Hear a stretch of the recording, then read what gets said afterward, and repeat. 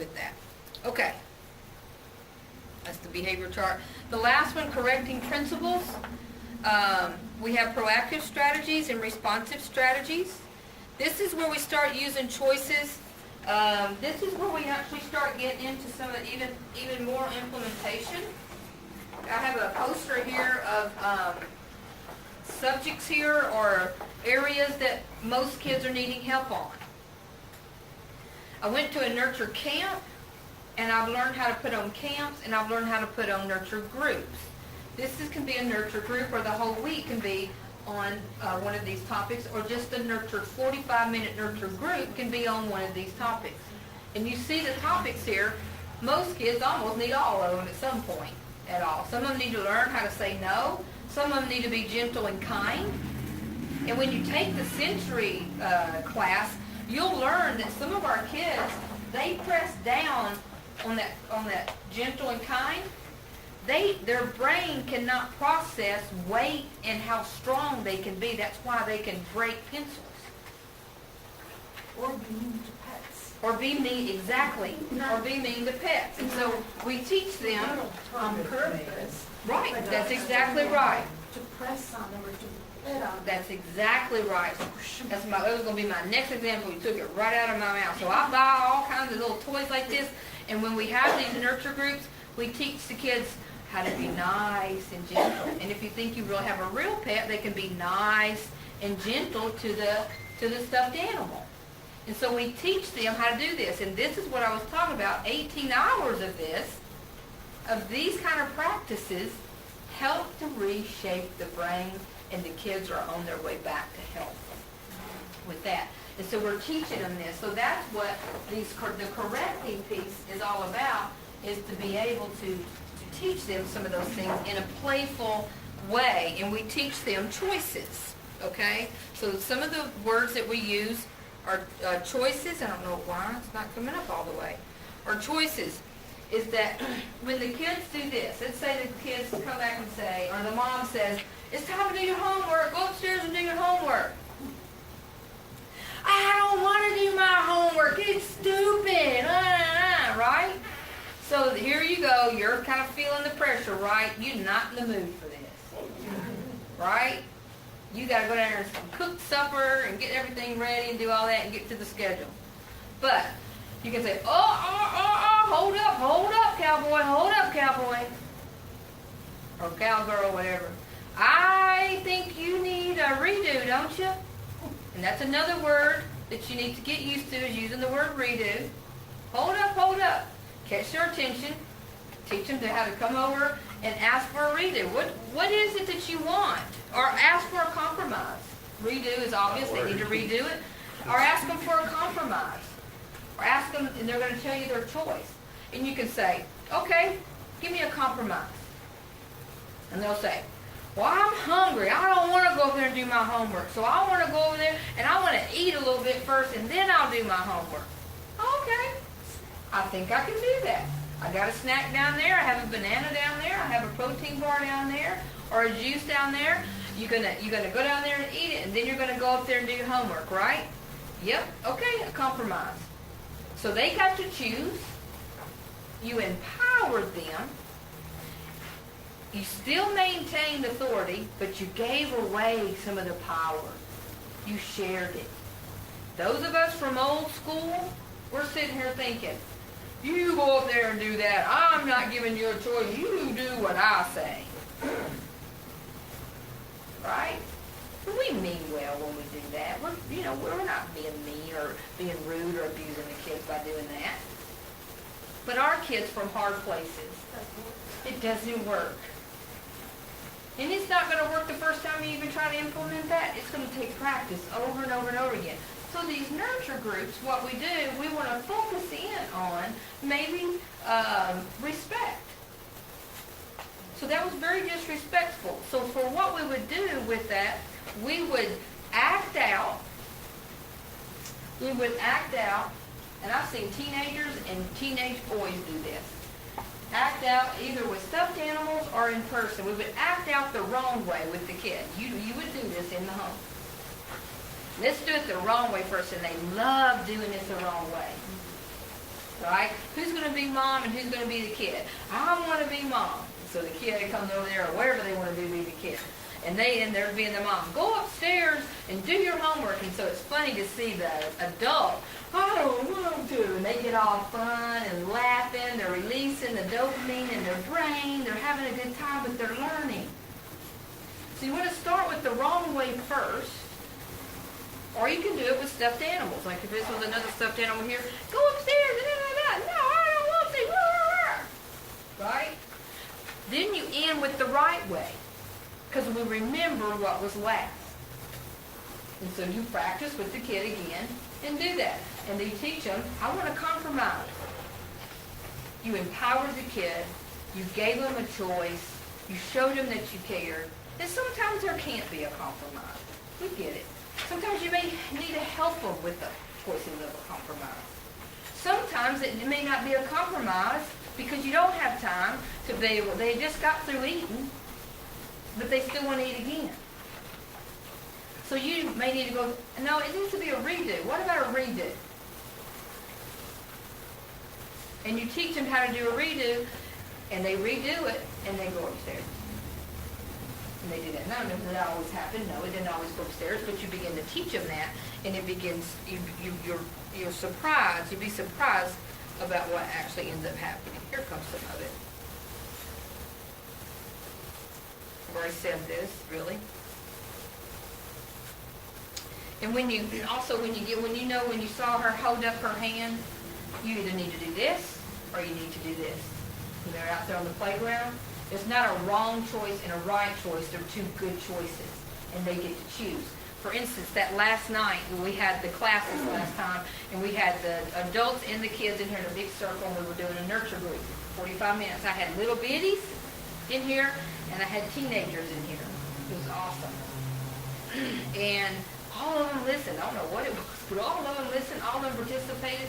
We talked about gentle and being respectful and things like that. And the little kids talked, and the teenagers talked, and that kind of thing. And then one of the little boys came over there. He saw the Play-Doh, and he really wanted the Play-Doh, but I didn't want everybody to have Play-Doh.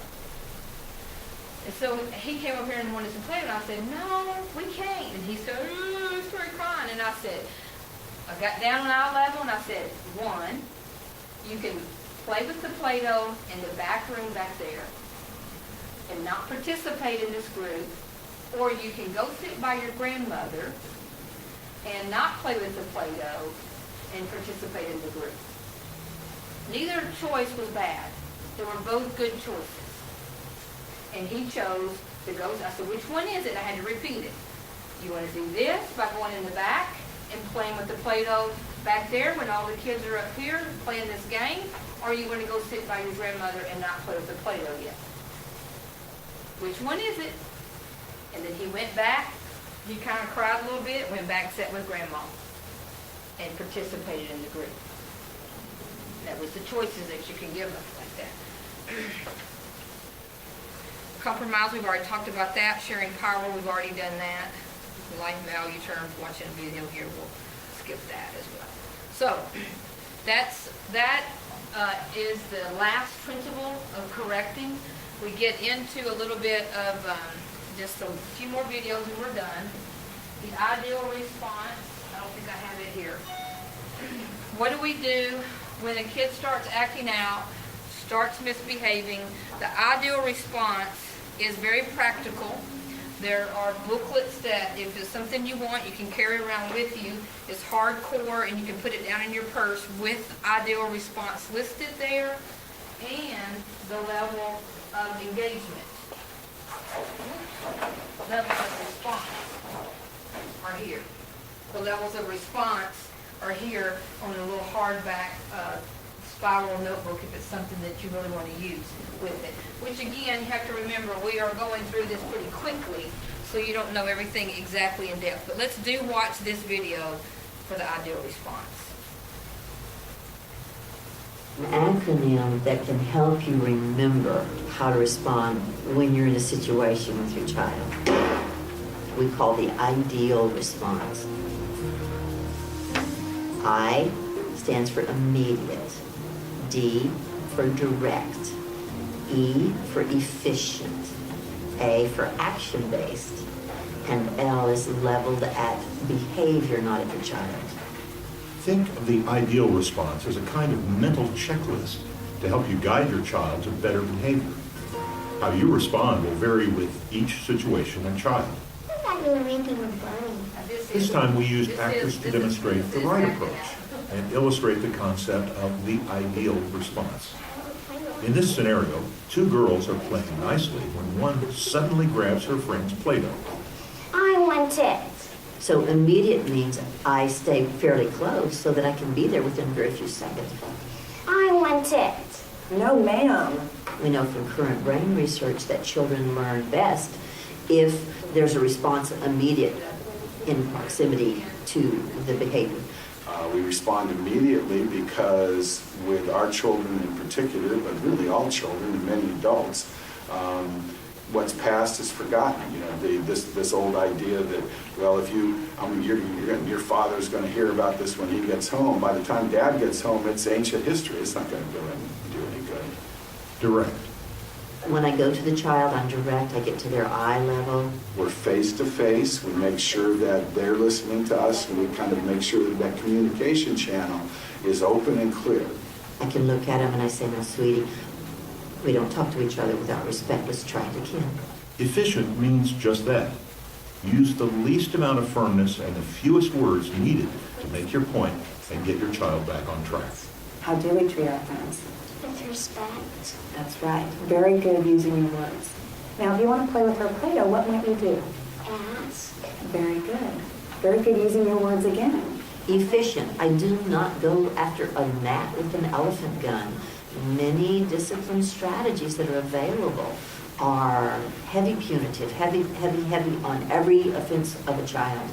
I want to be efficient. I want to only use a measured response. If I can redirect a child's behavior, if you can get your child back on track in attunement with you with a "whoa, Nellie," or "try it again," or "can you say that with respect," that's all you have to use. Now, this time, I'd like you to try to ask with respect. Learning to respond efficiently and not overreacting is one of the most challenging steps of the ideal response. A common mistake for parents is to respond to a little transgression as if it was a nuclear blast. Okay? But so if it's just a little challenge, we'll just give it a little response. So it's a moderate challenge, we'll give it a moderate response. In the next chapter, we will walk you through our four-stepped approach to defiance. We call levels of response. It takes the efficient response to a deeper level.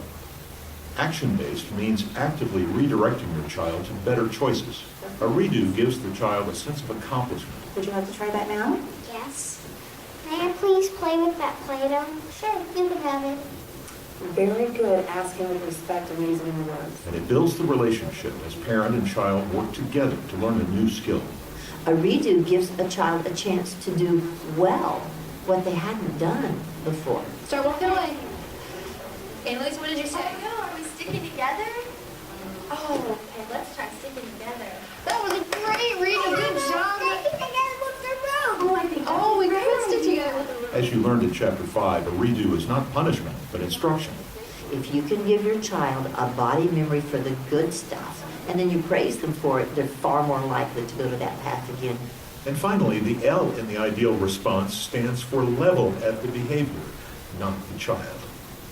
In an ideal response, it's okay to fault the child's behavior, but never the child personally. The goal is not to punish, but to correct and reconnect. You guys are playing very well together. But always at the core of what we do is to let the child know that we know they're precious, and to let them see that in our eyes. So that behavior's not okay, buddy, but you're always going to be precious to me. We would never demean a child like this. Hey, Dad, you want to go to the football? Not today. Why not? The part of no, don't you understand? Not today. Come on, you never play with him. Would you stop whining and acting like a baby? You're 13 years old now. Whatever. We never say, you're a bad kid. Or we always say, that's That's not an acceptable behavior. Let's try that again. So it's always about the behavior and never about the child. Cool. Send the chair, please. Most powerful, most important for a child to know that they are loved and adored in the midst of their worst behaviors. It's a vital lesson. And then there's no hurts. We don't hurt people.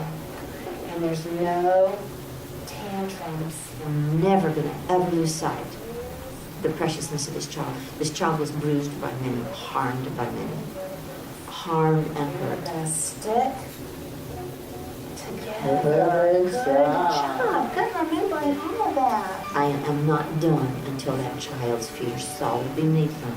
They know that they are precious and they're successful and content with their success. And we've reconnected. The reconnection after aggression is the